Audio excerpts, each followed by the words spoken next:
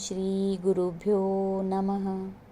श्रीमद् भगवद गीता में आज का श्लोक है अध्याय 2 श्लोक 18।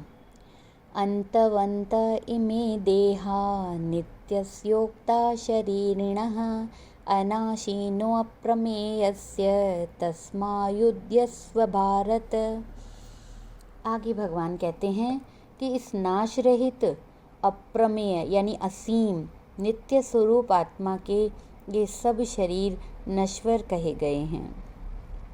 इसलिए हे भरतवंशी, हे पार्थ, तुम युद्ध करो।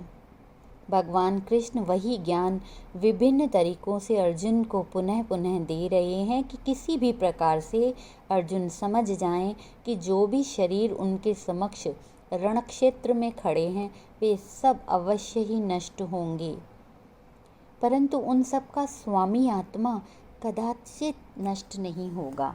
इसलिए शोक करना व्यर्थ है। शास्त्रों में 6 विकार माने गए हैं जो शरीर से संबंधित हैं, न कि निर्विकार आत्मा से।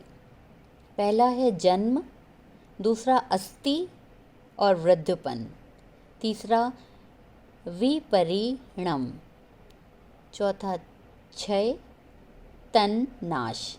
यानी 6 विकार देह के होते हैं और आत्म स्वयं प्रकाश है। आत्मा तो स्वयं प्रकाश है और 6 विकार देह के माने गए हैं। पहले तो जन्म होता है, हम कहते हैं कि ये व्यक्ति जन्मा है। अस्थि यानी वो विद्यमान है। वृद्धपन अर्थात वह अब बड़ा हो गया है। विपरिणम का अर्थ है परिवर्तन। बालक से युवक होता है, युवक से फिर वृद्ध होता है। उसके बाद है क्षय यानी वो क्षीण होने लगता है, दिनों दिन वो क्षीण होता चला जाता है और अंततः शरीर का नाश हो जाता है। ये 6 विकार आत्मा से संबद्ध नहीं हैं। इसी प्रकार भूख और प्यास, सुख और दुख, जन्म और मृत्यु ये शरीर के धर्म हैं। आत्मा इनसे मुक्त है, क्योंकि आगे भगवान बता रहे हैं कि अवतारों के भी तो शरीर नष्ट हो गए।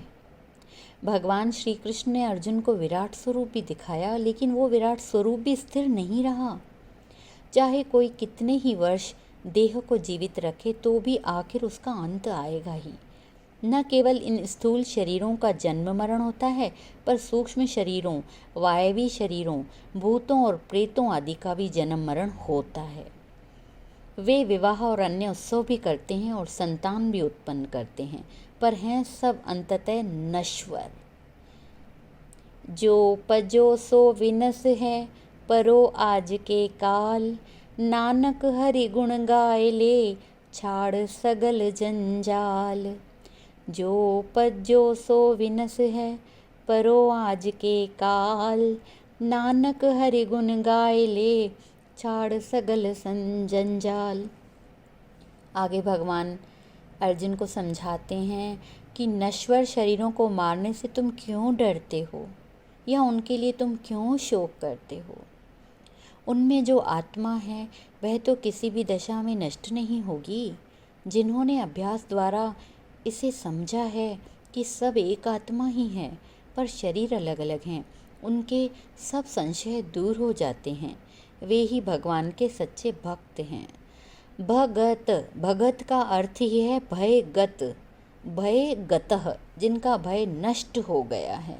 भय नष्ट हुआ तो सदा आनंद होता है। भक्तमाल ग्रंथ में आया है कि मुनि शुकदेव जो बड़े विरक्त आत्मा थे, पूर्ण यति और ज्ञानी थे, जिन्होंने राजा परीक्षित को संतों महात्माओं की सभा में श्रीमद् भागवत की कथा सुनाई थी, उन्होंने कहा है कि जति सति उत्तम हैं, ज्ञान के सब साधन श्रेष्ठ हैं, पर जो आनंद मुझे इन 7 दिनों में कथा कथन में आया है वह समाधि में भी नहीं मिला था।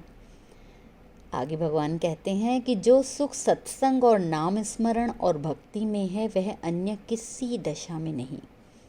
मुनि शुकदेव चाहते थे कि वैसा आनंद उन्हें मिलता ही रहे, इसीलिए कलयुग में उन्होंने कबीर का जन्म लिया और खूब आनंद प्राप्त किया। इसी प्रकार महर्षि वाल्मीकि ने तुलसीदास का जन्म लिया और गुरु नानक देव भी पूर्व काल में राजा जनक की देह में थे। बड़ी बड़ी शांत आत्माओं ने लोक कल्याण के लिए और भक्ति का आनंद प्राप्त करने और दूसरों को देने के लिए कलयुग में संतों व महात्माओं के शरीरों में जन्म लिया है। वैसे तो भगवान स्वयं भी आवश्यकता अनुसार मनुष्य रूप में अवतार लेकर लीला करते हैं, भक्तों को सुख देते हैं और राक्षसों का और अत्याचारियों का संहार करते हैं। सिकंदर और कबीर दोनों ही विख्यात हैं अपने अपने क्षेत्र में।